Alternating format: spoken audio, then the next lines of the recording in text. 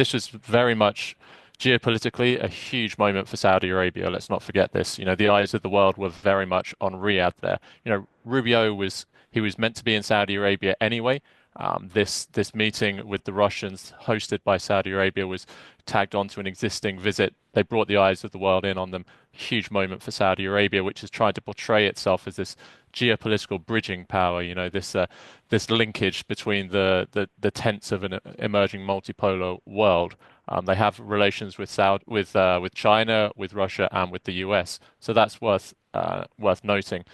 But yes, Saudi Arabia is in a tricky spot, I think, when it comes to some of the asks from the Trump team. Yes, oil is at the top of the agenda for the US. Donald Trump has made no bones of his desire for Saudi Arabia to push OPEC Plus into bringing down oil prices.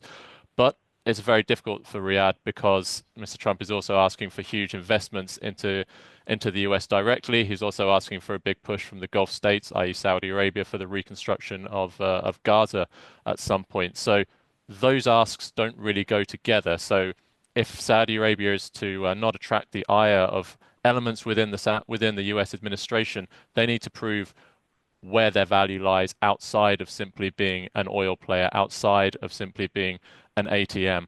And these kind of hostings, bringing together the US and Russia like this, I think is a key part of Saudi Arabia demonstrating its emerging geopolitical value for the US.